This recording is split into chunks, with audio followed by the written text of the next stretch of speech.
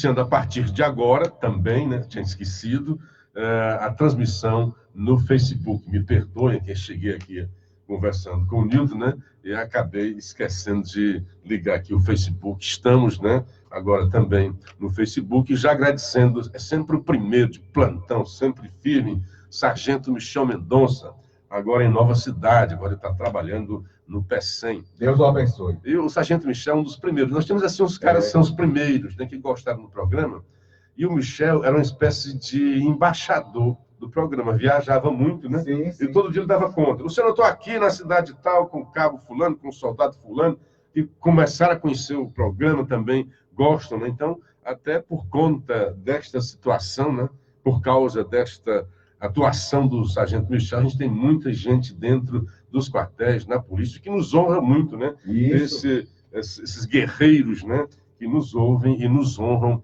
com a sua audiência. Bom dia também para o Gilardi Alves, doutor Paulo Roberto também é um dos primeiros, sempre. E onde vai, né? Onde vai, doutor Paulo Roberto dá conta de, estou aqui em local tal, X, tal, estou sempre ouvindo vocês. Ele é médico, é, Luciano? Médico. Hoje é o dia dele, né? É o dia, parabéns aí. Parabéns, Deus o abençoe.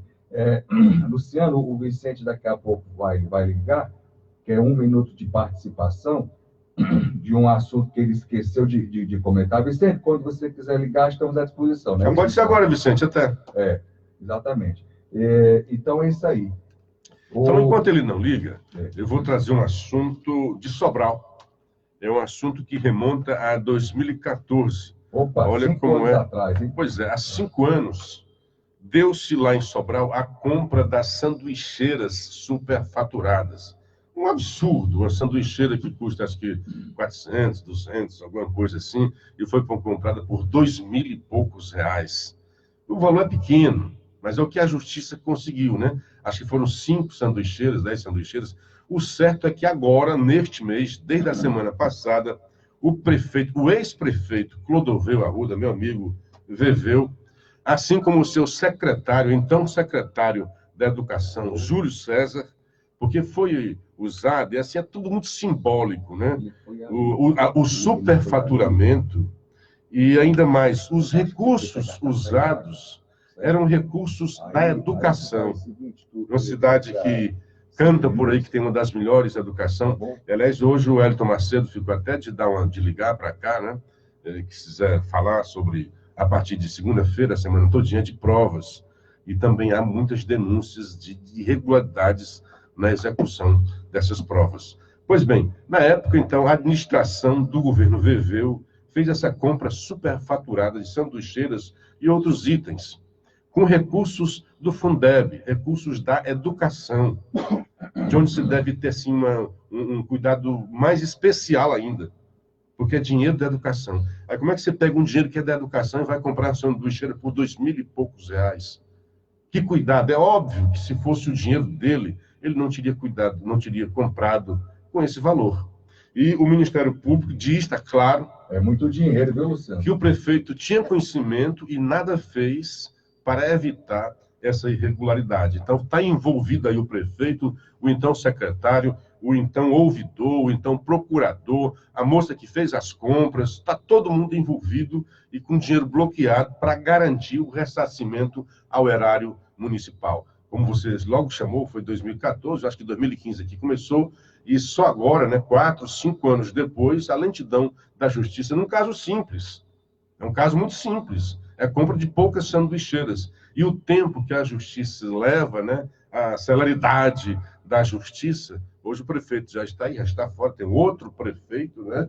E essas ações, embora de pequena monta, elas são necessárias para simbolizar que a sociedade não aceita isso, que você não deve brincar e não deve fazer farra com dinheiro público, principalmente quando esse dinheiro é destinado a você a gastar, a investir na educação. Então está hoje, a notícia saiu ontem no portal do Ministério Público, mas a decisão já é do dia 17, se eu não me engano, do mês passado, e começou, já bloqueou, porque já é um recurso, né? E veio para cá o desembargador aqui no Tribunal de Justiça do Estado do Ceará, atendendo a um recurso do próprio Ministério Público lá de Sobral, E o juiz de Sobral da primeira vara já deu cumprimento à decisão do desembargador. Então, os valores, os bens e valores já estão bloqueados, esperando até o final para que o município de Sobral não tenha prejuízo com esta compra superfaturada. E o que se imagina, se teve esta que foi encontrada, quantas outras não haverão de ter por aí, né? Assim, eu imagino que não seja uma sanduicheira qualquer. Não vou dizer que seja aquela sanduicheira. Cara, pois pode crer. Você... É uma sanduicheirazinha qualquer. É mesmo? É mesmo. Aquela que você faz 2 sanduíches. Exatamente. Rapaz, eu estava imaginando aqui que era uma coisa maior. Né? Uma coisa maior, até porque você trata de escola. Então, você tem um público ali para atender, um público interno, né, ansioso para receber sua merendinha, e até a coisa é aprontada com antecedência antes de iniciar o recreio. Mas, rapaz, a sanduicheirazinha que você não compra por mais de R$100. Oh, meu Deus do céu, misericórdia, o Luciano Cleber, sem comentários, viu, meu amigo? Realmente, essa coisa tem que ser esclarecida. Em torno de R$2.400. Ah, meu Deus do céu, parece que é assim um estigma, né? Tudo que é em relação à merenda escolar, a turma se aproveita para pegar e dar uma mordida e tirar como se fosse dela, rapaz. O mais simbólico, né, assim, o mais grave, ainda é isso daí, porque qualquer que seja o recurso público, deve ser cuidado, né? Tratado com muito cuidado. Recurso público é sagrado, senhor gestor municipal, senhor gestor estadual. O senhor está temporariamente exercendo um cargo público. Pelo amor de Deus, não caia em tentações, porque é tão bom que o senhor entre de cabeça erguida e saia de cabeça erguida, o senhor ou a senhora, que é gestor público, porque, na realidade, a gente lamenta muito esses episódios. Isso é muito triste. E, assim, né, ainda insistem em atingir exatamente esse assunto que refere-se à merenda escolar, à alimentação de crianças, de jovens que estudam em rede pública. Olha, quem estuda em rede pública já é um povo com certeza carente, necessitado, que ele vai para uma escola pública porque não tem como pagar uma privada, né? E, independente disso, é recurso público, é dinheiro que é fruto do recolhimento dos impostos pelo contribuinte, pelo cidadão contribuinte. Então, é dinheiro sagrado, pelo amor de Deus. Como é que a gente ainda vê essas coisas acontecendo no nosso país? A gente fica assim, estarrecido, sabe, Luciano? Uma sanduicheira pequena. Dessas bem comumzinho mesmo. Rapaz. Está aqui na página Facebook do Sobral Post, que é um site lá de Sobral. Cerca de 4 anos depois, o rumoroso caso das sanduicheiras começa a ter consequências na justiça.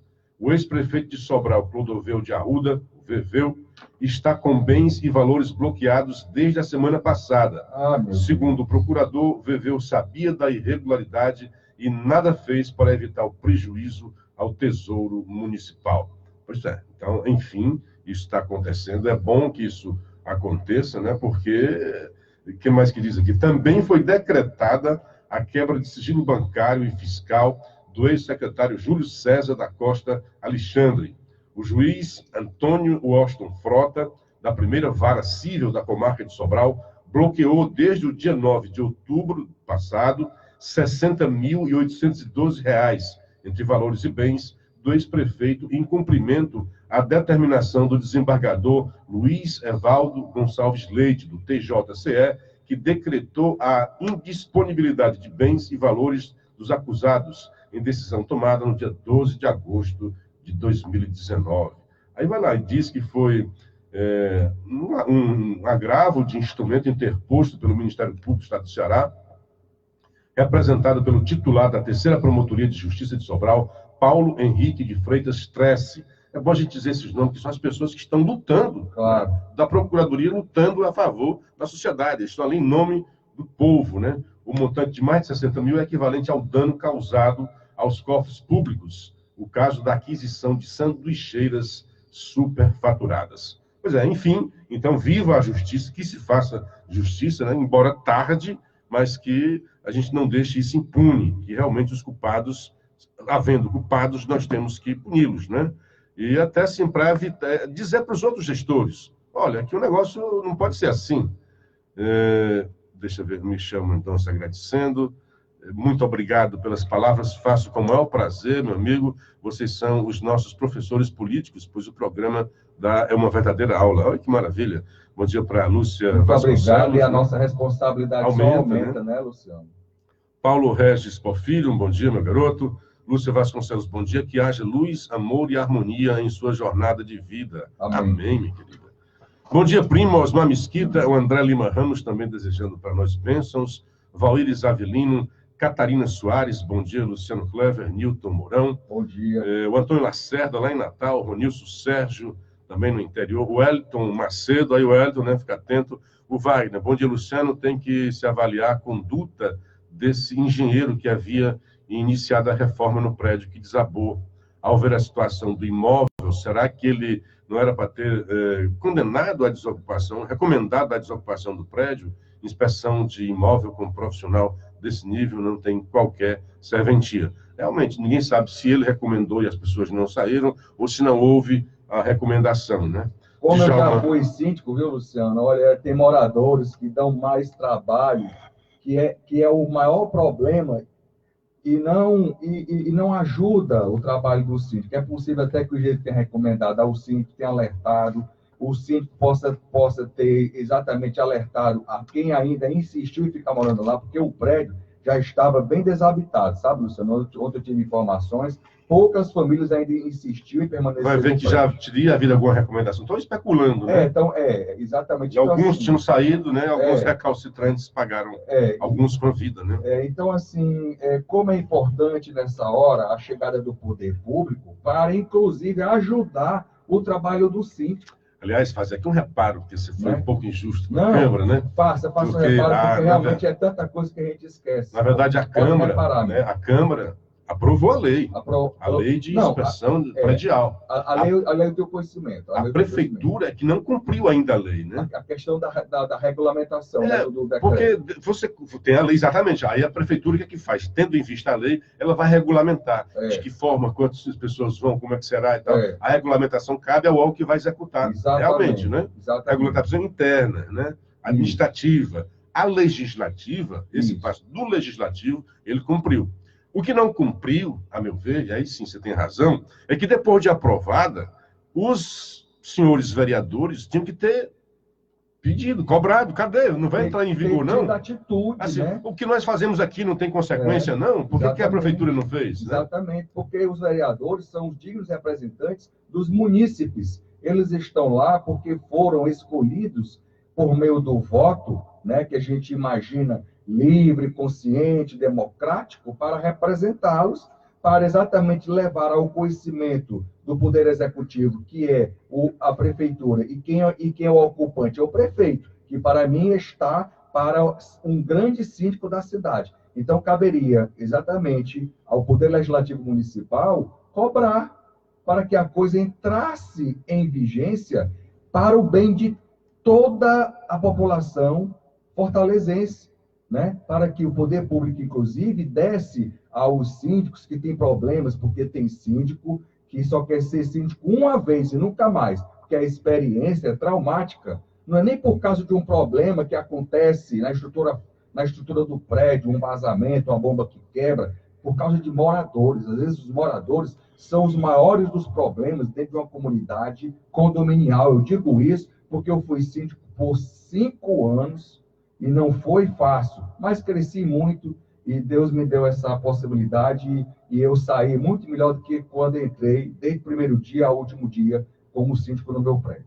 Deixa eu agradecer aqui ao carinho do nosso querido Paramoti, um cafezinho que ele trouxe, né? Tomar um café com Clever, servido, né? Amém. Bom dia para o Djalma Oliveira, mandando um bom dia aqui umas 4 vezes, Djalma. Bom dia. O Tatá também mandando um bom dia para nós. O Wellington pedindo o contato do estúdio, ele vai ligar para cá. Não sei de qual. 3244-9449. Repita. 3244-9449 é o telefone com ramais aqui da Rádio Associação Cearense no nosso estúdio. Charles Robson, de Trairi, também está ligado. Davi Ximenes, Afrânio Rapaz, o Epifânio. Charles Robson deve ser meu contemporâneo de rádio, da Rádio AM do Povo. Deve ser brilhante jornalista que trabalhou por muitos anos no sistema Verdes Mares de comunicação. Charles Robson tem uma influência muito legal, muito positiva na minha vida como profissional. Deve ser ele. Se for ele, Charles Robson, um abraço, querido meu amigo Charles. Trabalhei com ele na TV educativa, né? Pois Hoje é TV Ceará. Hoje é TV Ceará, deve ser ele. Simão Oliveira é assim. Bom, deixa eu que tem gente aqui já no grupo, no WhatsApp, me fazendo algumas cobranças. Por exemplo, deixa eu ver quem está, muita gente falando aqui, o André Ramos, já o tema é o mesmo do André. O texto é grande, André, fica difícil, tá, amigo? Alberto Marinho, bom dia a todos. Hoje seria interessante ouvir nosso âncora, Luciano, falar sobre essa semana tão conturbada nas relações do governo com sua base, agora totalmente destruída. A articulação verdadeiramente não é o forte desse governo. Sem base, não se aprova nada no Congresso. Como ficamos, Luciano Clever? E outra, Maia está articulando a fusão do DEM com o PSL. Será um tiro de misericórdia em Bolsonaro. Comente sobre esse cenário sombrio, meu caro. O Gilberto Coutinho também pedindo que Deus nos ilumine. O Wilton Sobrinho de Santa Maria do Pará mandando um bom dia caloroso para nós. Fernanda Rodrigues, bom dia, adorei a blusa, é a sua beleza. Buongiorno, ela fala da Itália. Pois é, a Célia tinha condenado a blusa, mas está aí fazendo sucesso. Bom dia para Selma Cardoso, Expedito Boto. Olha, vamos falar sobre a balbúrdia que está acontecendo no Brasil. Bolsonaro está longe de ser um articulador. Ao contrário, ele é em si um desarticulador. Ele é um destruidor dessas coisas da velha política, por exemplo, né? Se elegeu com isso daí. Quem era o PSL antes do Bolsonaro? O PSL não é bem um partido, é um bando, é um ajuntamento de pessoas que foram buscadas, foram laçadas, e alguns oportunistas se agarraram nesta onda bolsonariana que teve sucesso. E muitos, né? Lembra do Bolsodória, que hoje, né, está querendo roer a corda, mas se aproveitou também da onda. O PSL não era nada. O PSL tinha 4 parlamentares. Hoje tem 53. Vocês acham que o PSL é um grande partido pelo seu estatuto, pelos seus integrantes, pelo Luciano Bivar, pelo Bebiano? É óbvio que não. E você acha que a eleição de Bolsonaro se deve ao PSL? De jeito nenhum. É claro que não. Então, o PSL deve muito mais ao Bolsonaro do que o Bolsonaro ao PSL. O Bolsonaro, como não tem no Brasil o Instituto da Candidatura Avulsa, o Bolsonaro precisaria de um partido. O Bolsonaro, como se sabe, assim como o Ciro Gomes, não é um homem de partido, que vive pulando de partido em partido. No Brasil, na verdade, não existem partidos. Talvez o PT se possa chamar de um partido, organicamente falando, né? Sociologicamente falando. É um partido de quadros, como é o PSDB, um partido de quadros, e o PT seria um partido mais orgânico, criado ali por alguns intelectuais, por membros da igreja. O resto é tudo coisa de oportunismo. Na verdade, são cartórios que servem para carimbar candidaturas e que se encontram uma vez. Os eventos do partido são aqueles eventos pré-eleitorais e durante as eleições. Dito isso, o PSL jamais foi um partido orgânico e muito menos consistente. É uma geleia, aquele partido. E muita gente se elegeu dentro do PSL sob as asas de Bolsonaro. Lembra do Hélio Negão, que nem vereador foi eleito, né? É um dos mais fiéis parlamentares do Bolsonaro.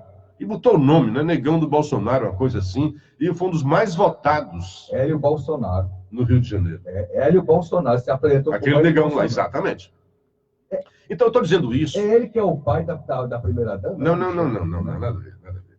O pai da primeira-dama, na verdade, é daqui, do Ceará, né? Não sei se é o pai ou seu avô, que é de Crateús. Ah, certo. De Crateús. E é também negros, né? Tem negros também, né? É. Então, o cabra que é misógino se casa com a mulher de um segundo casamento machista, né? E o cabra que é racista também tem negro na família. Mas, assim, Bolsonaro é disruptivo.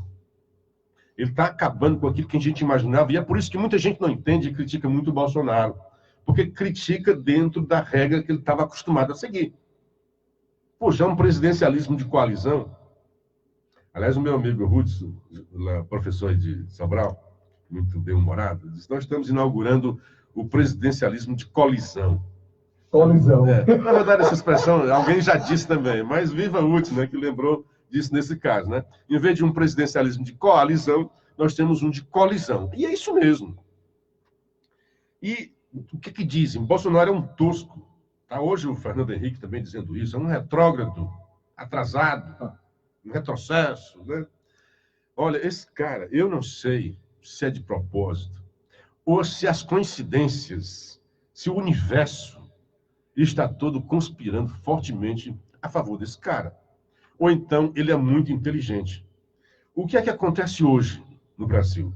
O Bolsonaro está pululando aí, o PSL, está pululando de coisas desairosas.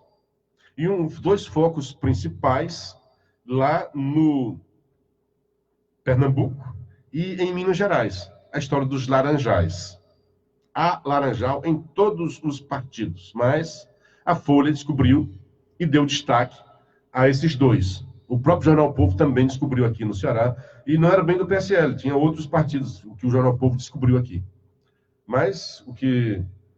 Deixa eu só um pouquinho aqui fazer um timing, porque... Mas daqui a pouco eu faço. É o Charles respondendo, tá? É, né?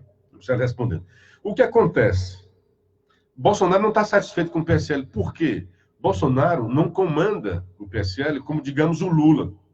O Lula comanda o PT com mão de ferro. O que o Lula diz é lei, é dogma. Ninguém discute.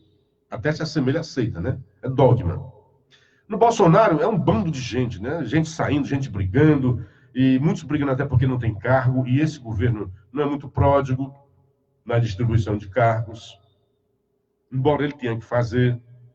Então, alguns deputados que acharam Bolsonaro se elegendo, eu vou me dar bem, e viram suas expectativas frustradas, porque o presidente não é bem isso. Muito bem, e o que tem de ruim no PSL, toda vida que sai uma matéria ruim, há sempre um gancho, um puxadinho, um parágrafo, uma frase para dizer: o PSL é o partido do presidente Bolsonaro.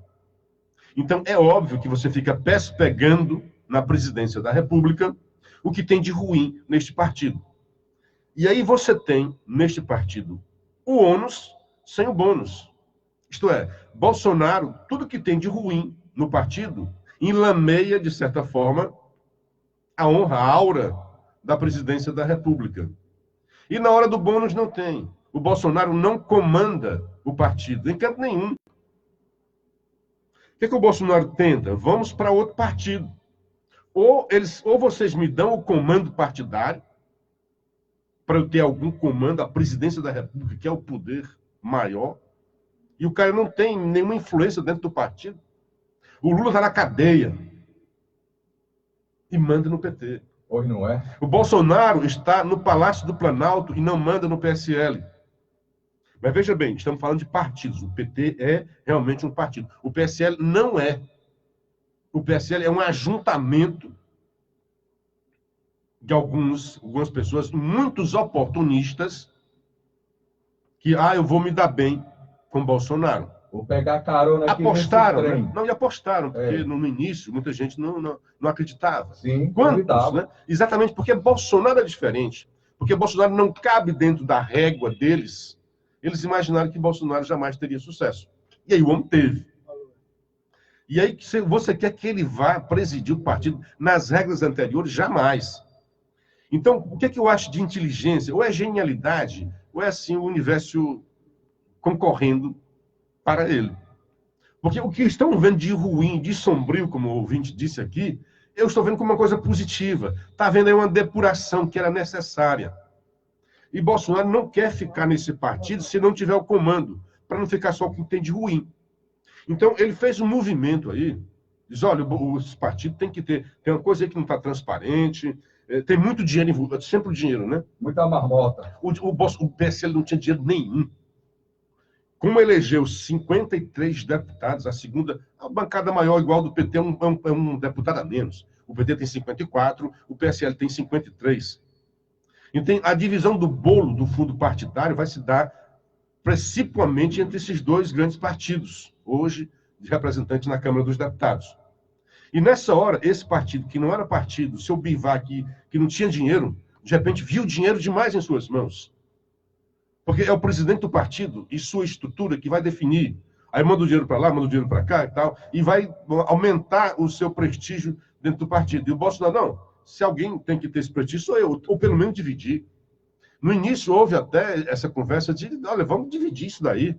Deixa. E agora tem. O que aconteceu com o Bolsonaro? Enfim, a gravação para lá, para cá, Bolsonaro tenta destituir o líder do partido, o delegado Valdir, porque ele é mais bivarista do que bolsonarista. Ah, mas como é que tirou a Joyce? Ora, a Joyce é uma escolhida do governo, é líder do governo. O outro não, é do partido.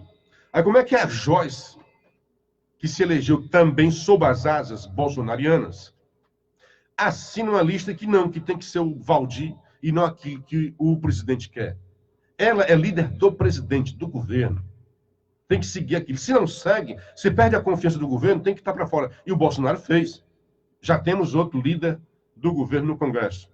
É mais um do MDB.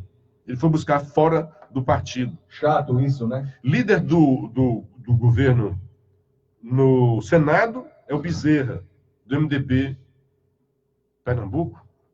É de Pernambuco. Pernambuco. Senador Fernando Bezerra. E agora um outro senador, também do Senado, né? Agora é o Gomes, acho que é Eduardo Gomes, é o novo líder do governo no Congresso. É um senador, se eu não me engano, de Alagoas. Se eu não me engano, de Alagoas. Foi buscar no MDB. Os caras são acostumados a fazer articulação dentro do Congresso. Dona Joyce está fora. Poxa. Porque a Dona Joyce comeu muito do PSL e não entregou de volta assim essa... Não, nesta hora, fatal, ela vai e assina a ficha que não quer o Eduardo Bolsonaro. Por quê? Por uma questão paroquial lá de São Paulo, que ela quer se candidatar à prefeitura pelo PSL. Isso. Então, está fora.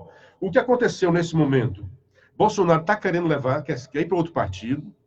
Ele não tem nenhum problema que ele pode sair sem o mandato continua. Mas os deputados que, por acaso, queiram segui-lo, e há uma leva de deputados fiéis a Bolsonaro, esses são os legítimos. Daí que eu falo depuração. Porque é melhor, está lá na Bíblia, um fato lá de um cara que ia guerrear contra forças poderosas. Ele disse, mas não tem ninguém, tem pouca gente. Aí Deus disse, não, vai ser menos gente do que você imagina ainda. Para dizer que a vitória é de Deus e não sua. Exatamente. Você se lembra disso, né? Sim. Ele diz, olha, manda os caras para beber água. Aqueles que beberem água olhando para baixo, como um cachorro, né? Esses você manda de volta para casa. Porque esses não estão olhando para o inimigo. Então, aqueles que beberem água com a concha e o olhar em frente, esses vão continuar. Então, ele venceu com 300. E numa batalha de gente muito mais poderosa. Não estou querendo aqui fazer, estou fazendo aqui uma analogia, não estou querendo dizer que Bolsonaro é bíblico, né? Mas é bíblica esta comparação. É melhor, falando, não, né? É melhor você estar junto com aqueles que realmente vão combater com você, do que você estar com um monte de traíras. Isso. Que vão fugir na hora da batalha. Isso. Então, há aí uma depuração do partido. Mas como fazer se a lei diz, e aí está o negócio da grana, né? Seria desinteligente você sair do partido, aí você deixa para os seus inimigos o butim, a farra eleitoral, que se deve a Bolsonaro.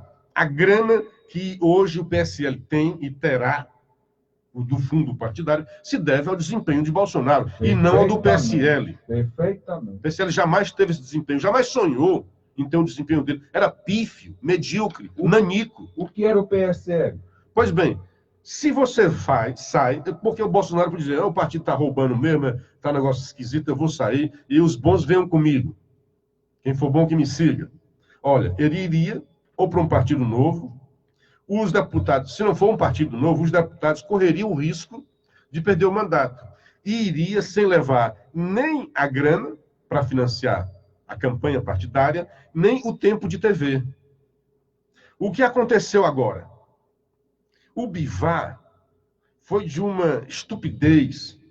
A reação que se deu, da ideia até que o Bolsonaro provocou para ter isso.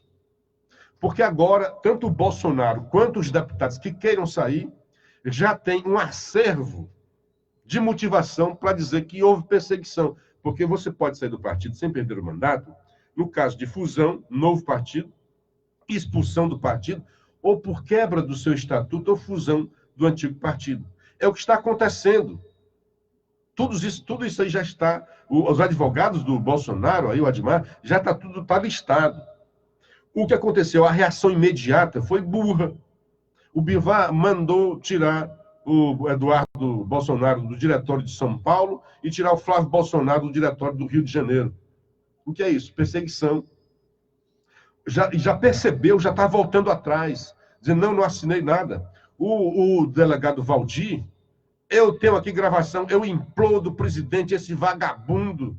Como é que você vai contar com um cara desse? Não, foi uma questão de sentimento. Quer dizer que na hora de uma reação, ele se mostra como uma criança. Que político é esse? Que age com o fígado. Resultado, Bolsonaro hoje tem mapeado quem são os caras que estão com ele, com quem ele pode contar. Então, esses são aqueles, os 300. Esses são aqueles que bebem a água do rio, olhando para o inimigo, para enfrentar as adversidades. E então ele vai ter agora um acervo jurídico. Gideão e seus 300 Pronto, homens, Gideão, exatamente. Muito obrigado. A história é essa, de Gideão. E Gideão disse, puxa, quem sou eu para enfrentar esses caras? Assim era Bolsonaro. Quem era Bolsonaro para enfrentar o status quo, o establishment? E o cara veio e ganhou com esses 300 aí. Então agora está havendo uma depuração. E vai ficar claro que é para a sociedade. Os ruins ficaram. E ficou muito ruim também aqui, agora descendo para o Ceará, o senhor Heitor Freire se elegeu como deputado de Bolsonaro. E agora está sendo acusado pelo seu correligionário André Fernandes de ter sido o cara que gravou o presidente e vazou. Mais do que isso, vazou para a imprensa. Nós temos o Vicente na linha, é isso? Nós vamos dar um time, eu estou respondendo aqui aos amigos que tinham me provocado. Vamos ouvir o Vicente que ele tinha aqui, daqui a pouco a gente volta. Um abraço aí. Vamos lá, Vicente. Vicente, bom dia mais uma vez, querido. Desculpa aí a pausa, a demora. Pois não. Muito bom dia, Luciano Clover. Bom dia mesmo. Muito bom dia, meus amigos da Função. É apenas para fazer um complemento. Hoje à noite, a Academia Cearense de Literatura e Jornalismo realizará o seu terceiro sarau no Yacht Clube de Fortaleza, a partir das 18 horas. É apenas para lembrar os colegas jornalistas, radialistas, escritores, poetas e poetisas, aqueles que integram a Academia Cearense de Literatura e Jornalismo, que o Reginaldo Vasconcelos estará recebendo a todos a partir das 18 horas, lá no Yacht Clube, para o grande sarau organizado pela Ana Girão de Alencar e pelo Paulo Gimenez. Um abraço a todos e até a noite. Abraço, amigo. Obrigado, Vicente. Beijo no coração. Bom, então deixa eu dar um bom dia para o Wellington Pereira. Estamos juntos na Rádio Interativa Metro de Maranguape, retransmitindo e compartilhando o Hora da Notícia. O José Basílio, mandando bom dia. O Diego Laranjeiras. Rapaz, tu tá solto ainda, cara. O Manuel Filho, o Laércio Barroso, mandando bom dia, Luciano. Desejo um lindo dia a você. Abraço, amigo Laércio, aqui da Suíça. Olha, está internacional o programa. Deus seja louvado. Estava neste instante na Itália, agora já estamos na Suíça, né? Amém. O Charles Robson, eu mesmo, hoje faço assessoria de comunicação para a Engie Energia Multinacional do setor de energia eólica e solar, e que agora também investe no ramo de gás, tendo por leilão adquirido a TAG antes da Petrobras, né? Era da Petrobras. Que legal. Luciano e eu trabalhamos na antiga TVE, hoje TVC, e na AM do Povo, participamos da implantação dela no começo dos anos 80. Cara, agora você me trouxe... Mas por que você fez isso, cara? Que época maravilhosa aquela, né? Charles Robson, a gente viu beijo nascer... no coração, amigo. Eu estagiava lá já na FM do Povo e vi nascer a AM do Povo. Era uma energia. O Azambai, não, puxa vida. esqueci o nome do cara, que vem implantar. Azulay. Azulay. Jaime Azulay. Jaime Azulay, que era irmão do Azulay, que já tinha programa de televisão. O Jaime montou uma estrutura, marido um da ritmo. Carmen Lúcia, né? Morreu, né? Marido da Carmen Lúcia. Montou uma estrutura, era uma dinâmica. Eu amei, e foi uma escola maravilhosa a implantação da AM do Povo, né? Afinada AM do Povo, que hoje não é mais nem perto daquilo que era, né? O jornalismo, coisa maravilhosa, linda, linda. Que momento lindo aquele, Charles. A Arledilson Carlos Costa está rindo aqui. Bolsonaro está muito parecido com a Dilma. Além de fazer e falar besteira, agora chamou os honestos do MDB para ser líder do governo. Isso é que é a nova política. Pois é, pois é. A Dilma foi estúpida, né? A Dilma caiu. O Bolsonaro não vai cair. Tem nada a ver de parecido com a Dilma. Essa é a sua visão, sua impressão. Para mim, é completamente diferente. Ao contrário, eu vejo inteligência no que estão chamando aí de balbúrdia. Porque a dona, nessa mesma visão do Arledilson, né? Mas é bom, gosto da sua risada, Arledilson.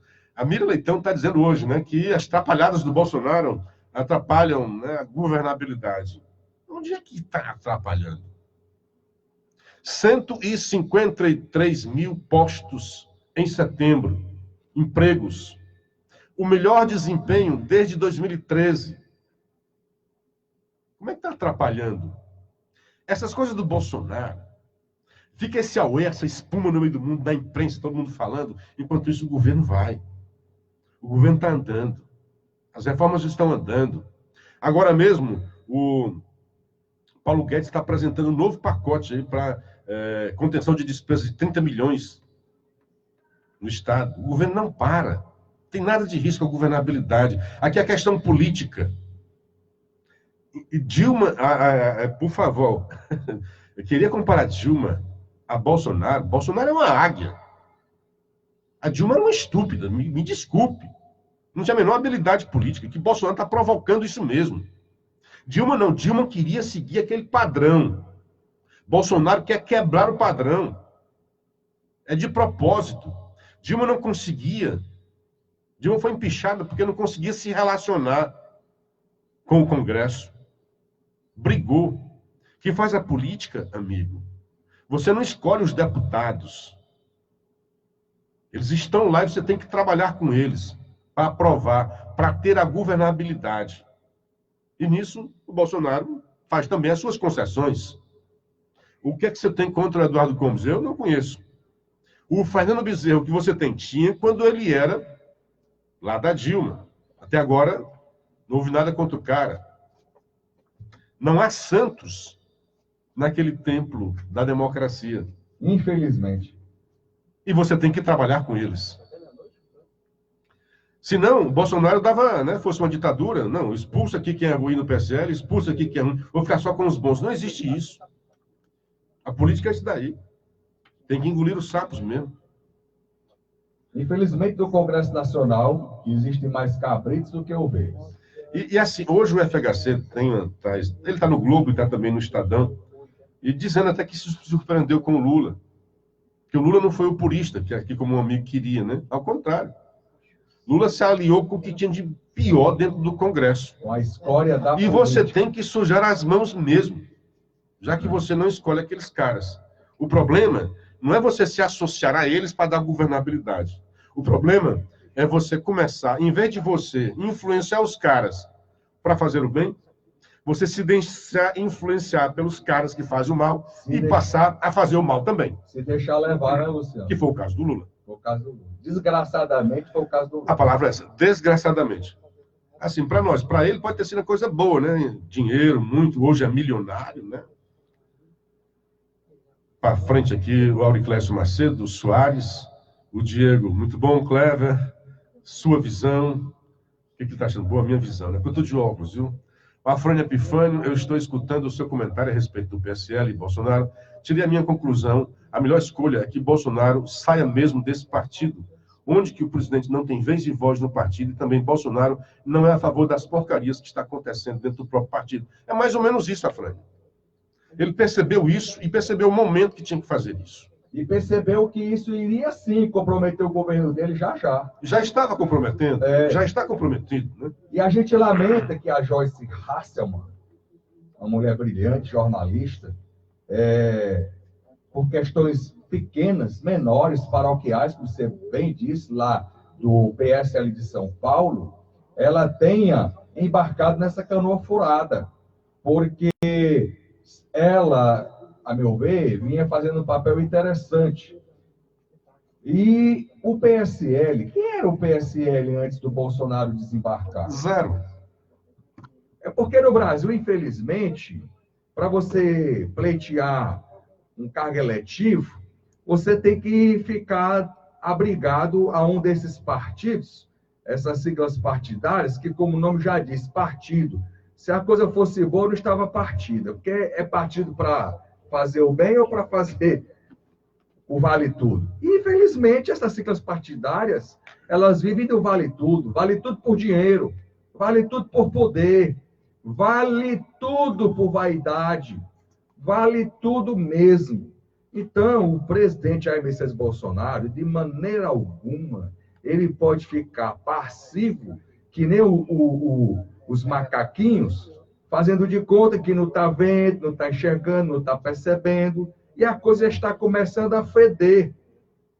Então, antes que, como disse o Luciano, comprometa mais ainda o governo dele, ele tem que tomar um rumo, tomar um caminho. E seria muito bom que a reforma política tivesse até encaminhada. Lamentavelmente não está, vai ficar para o ano que vem, né, Luciano? Muita reforma para fazer, né? Muita. Bom o dia. Brasil precisa ser passado a limpo. Esse governo vai ser o governo das reformas. Pode é o que eu tenho né? dito sempre. Muita gente abriu a boca e dizer: cadê o plano de governo desse governo? Cadê? Me mostre, me diga o que vai fazer na economia, não sei o que, não sei o que. O governo está fazendo muita coisa, vai fazer mais, mas o grande propósito do governo Jair Messias Bolsonaro, sem querer dar um tom messiânico aqui, é um processo disruptivo de promover grandes mudanças radicais para que o país saia do paradigma da mediocridade e tenha a grande chance de um país tão promissor como o nosso, realmente se tornar um país bom para todos e não para alguns, principalmente os políticos. Bom dia para Jakes, imagino que seja isso a pronúncia, Jakes Douglas, o André Lima Ramos. Essa passagem bíblica é de Gideão e os 300 homens que venceram os midianitas. O Mourão acabou de me ajudar. Obrigado, amigo. Francisco José Rodrigues, o Expedito Boto. Bom dia, amigos. Na verdade, Luciano, Bolsonaro é uma marionete.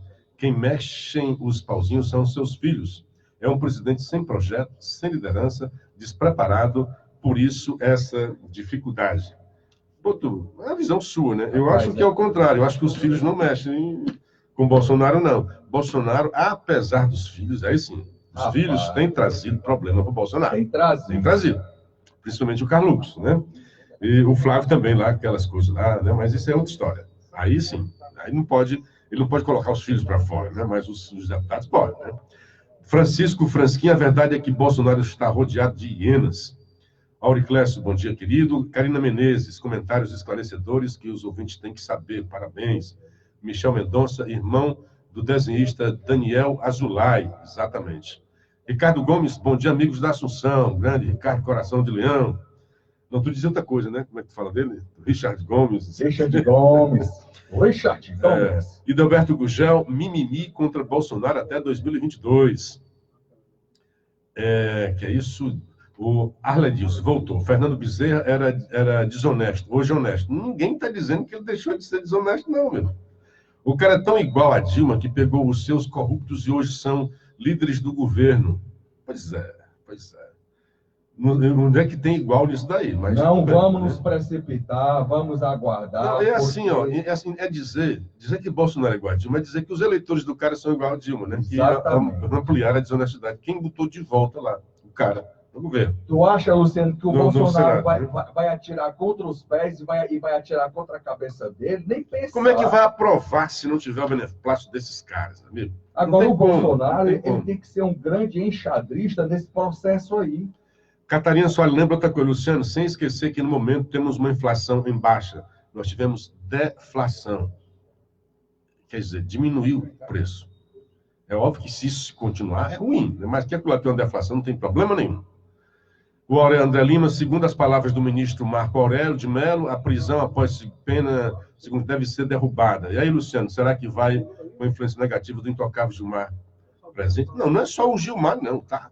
A gente queima o Gilmar, gosta muito de queimar o Gilmar, mas se esse negócio passar, é a maioria. Então será Gilmar e mais pelo menos 5 pessoas, no mínimo, né? 6 a 5 aí. São 11 ministros.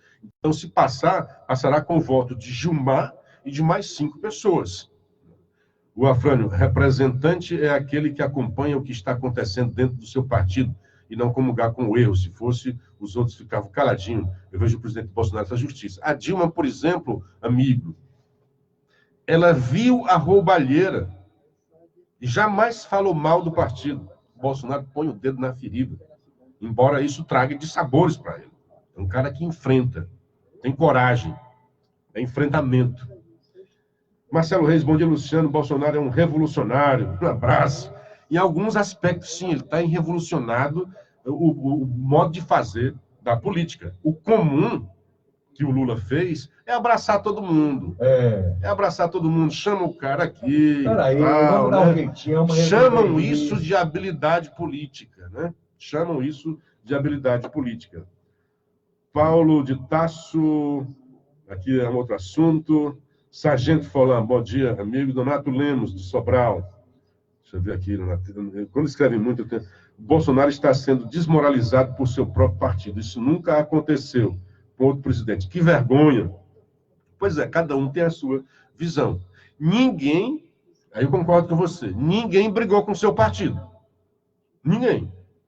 Bolsonaro tem essa coragem de brigar com o partido. Essa ousadia, né? O que é que ele chama de desmoralizar? Bom, não sei. Porque ele tentou medir forças.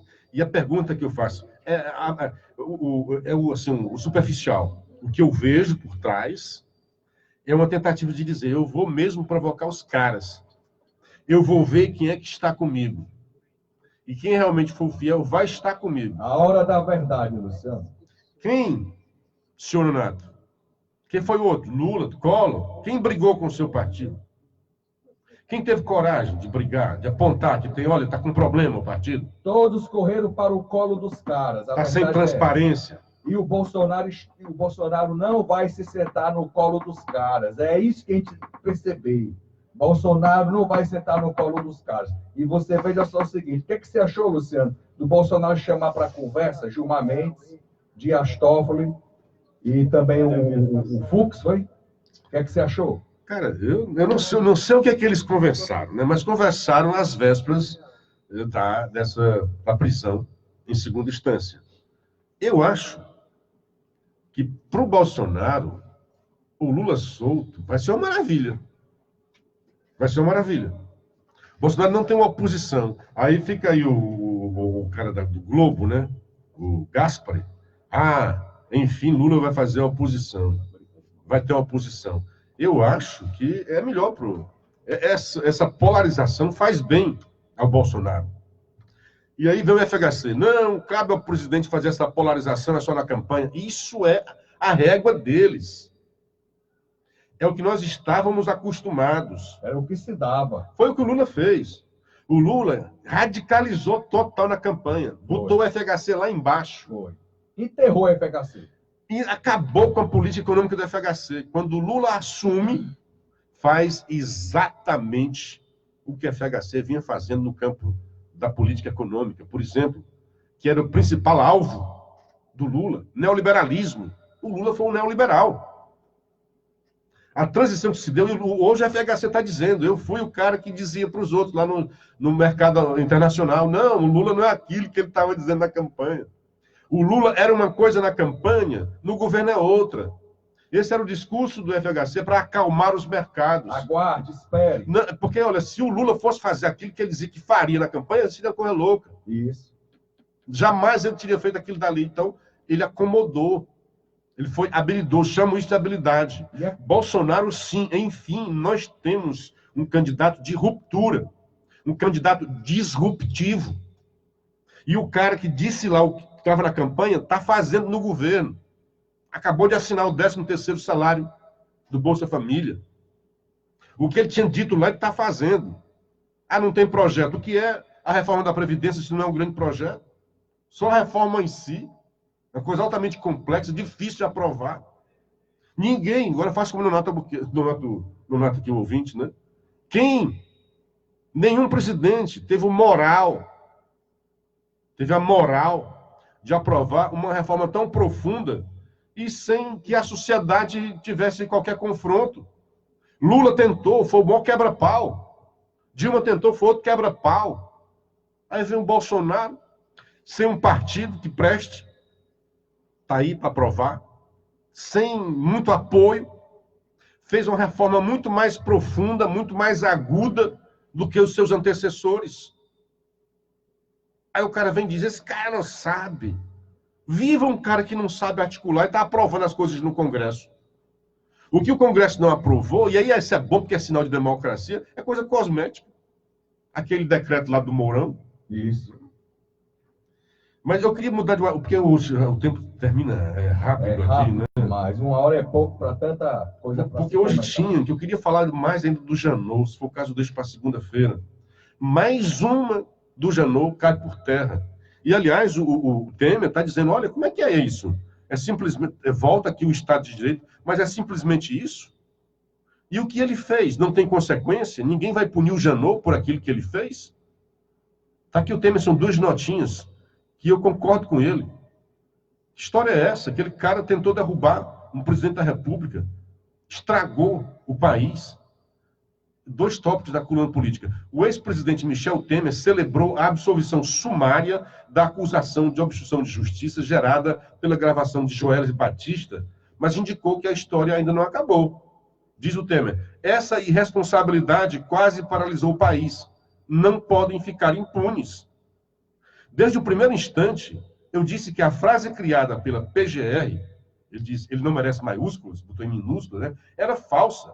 Que o diálogo era monossilábico, que neste e nos feitos desdobrados só havia ilações, nenhuma prova, escreveu o ex-presidente ao painel.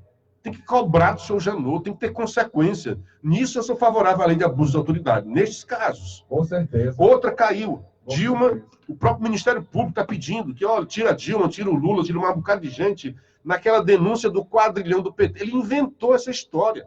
Quadrilhão do PT, quadrilhão do MDB, aí junta um bocado de coisa ali e tal, tenta dar consistência e é zero. Montou um estratagema para desmontar o governo. De efeito jurídico zero, Nilton. Foi. Quando o juiz se debruça, quando ele viu o negócio do Temer, é o que eu falava. Ali houve uma discussão só política, porque não chegou nenhum juiz a verificar. Isso. Na hora que o juiz viu, que é isso? Não tem nada aqui, nada que sustente nada. Porcaria nenhuma. Era uma frase, tem que manter isso aí, viu? Mas era o quê? Era referente a quê? Não tem o Joesley dizendo... Eu falei isso na época. Dizia para o senhor, o Janot diria para o senhor Joesley, volte lá e me faça uma conversa decente que eu possa incriminar. Essa historinha, você vê lá o diálogo dele, a historinha não dizia nada com nada. Era uma ilação. Não, e pode até ser. O que eu digo é que não serve de prova jurídica, não serve de nada, zero. Foi para o lixo. O juiz mandou para o lixo a denúncia do Janot. E o Janot mobilizou o Brasil inteiro, paralisou o país. E ninguém paga por isso. O Janot sabe tanto o que fez, Luciano, que na primeira oportunidade que ele teve de pegar o boné e pedir aposentadoria, ele caiu fora. O amigo Arledilson, cara, eu não estou defendendo ninguém, eu estou fazendo uma análise. Está dizendo aqui, está muito difícil de defender o mico. Muito mimimi logo cedinho. Mas quem está com mimimi? Que história de mimimi é essa, né? Tá com mimimi, estão iguais aos petistas, né? Hoje temos que defender os líderes do MDB, que antes eram... Eu não estou defendendo ninguém. Pelo contrário, estamos aqui... Não estou defendendo ninguém. Agora, o Bolsonaro está se utilizando dos caras para fazer a história. E aí ele gargalha, mas vai gargalhando aí, que isso é bom, faz bem ao espírito, né? É porque tem tanta gente habituada a um jornalismo bitolado que quer colocar já a coisa dentro da cabeça das pessoas, e nós estamos aqui fazendo o contrário. Nós estamos aqui interpretando as coisas, mostrando o que está acontecendo. Não estamos, lógico, querendo ser plenamente assertivos, mas nós estamos interpretando. E é isso o papel do jornalismo. A minha análise é essa. mostrar a coisa por outro viés. Não, e se quiser outra análise, vai ler o Jornal Povo, vai ler o Globo, vai ler... Aqui é outra. Aqui é a minha visão. Que é a visão do Globo, a visão da Folha, vai ler a Folha, vai ler. Eu leio os caras e dou a minha interpretação, a minha análise. É o que eu estou analisando. Eu posso estar errado. Estou errado. Desde o início eu falei, olha, isso, eu vejo por trás uma coisa inteligente acontecendo.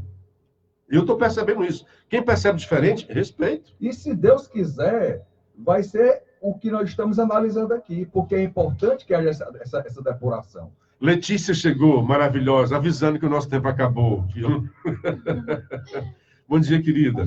Auriclécio Macedo, Rocha, esses petistas não têm noção, torce contra o Brasil. Roseli Mesquita, Bolsonaro diz a verdade, no meio acostumado com mentiras. Não rouba e nem deixa roubar, por isso não presta. O Elton Macedo, Luciano, não vi espaço para ligar. Estava aguardando a tua ligação, cara. Na segunda-feira a gente fala sobre as avaliações do IDEB, que serão aplicadas de 21 a 25 de outubro. Helena Soares, um grande abraço, Fátima Mesquita, e muita gente que acessando aqui, Gilberto Coutinho, estimado Luciano, pai da Michele, nasceu em Crateús, Alexandra Praciano, mandando um recado aqui, é mais pessoal. Muito bem, são 6 horas e 57 minutos, eu ia dar um tempo aqui ainda no WhatsApp, sei que a nossa querida já chegou aqui, já está se preparando, grande e competente, Letícia, queria um moço assim, na produção do programa, viu, cara? Nós gostaríamos. Esse carioquinha é um abençoado, viu? Quem sabe a gente possa ter suporte financeiro para tal. Pois é. Oxalá. Então, deixa eu ver quem mais estava aqui, o Marcelo Reis, o Paulo de Tarso, o Paulo Porfírio, dentro do nosso grupo de ouvintes, o Ronald de Souza, mandando um abraço para todo mundo, Alberto Marinho, exaltar a falta de articulação nos últimos atos do Bolsonaro, que hoje só é pior que comemorar a deflação, que é sinônimo de desemprego nas alturas. Amigo, você está completamente desinformado sobre o que é deflação. Tem um negócio chamado que é estagflação, que é você ter deflação porque não tem consumo. Se está tendo retomada do emprego, a deflação não é nenhum problema. Se tiver uns 3 meses de deflação, começa a ser problema. Deflação, me desculpe, você viu só o galo cantar, tá certo? Você tem um indício aqui de verdade nas suas palavras, mas é um indício, certo? Então, um grande abraço, amigos. 6 horas e 59 minutos no meu computador, 6 horas e 59 no telefone da Rádio Assunção Cearense. Está na hora da gente agradecer e desfazer a conexão entre a Rádio Assunção Cearense de Fortaleza e a Rádio Paraíso FM de Sobral. Neste momento, daqui a pouco, teremos a Carioquinha aqui na programação da Assunção Cearense. E aí, em Sobral, retoma o comando do programa De Olho na Cidade, meu grande amigo comunicador de alta, Assis Nascimento, ao lado do Ricardo Gomes. A todos vocês, muito obrigado pela audiência, muito obrigado por criticar ou por elogiar. A gente conta com esse carinho, seja criticando, seja elogiando. A todos vocês, um fim de semana maravilhoso, Amém. Um dia bastante proveitoso e até segunda-feira, com a graça de Deus. Grande abraço aos irmãos da Zona Norte, grande abraço ao povo de Fortaleza e até segunda-feira, se Deus quiser. E eu estou encerrando aqui, querido Luciano Kleber,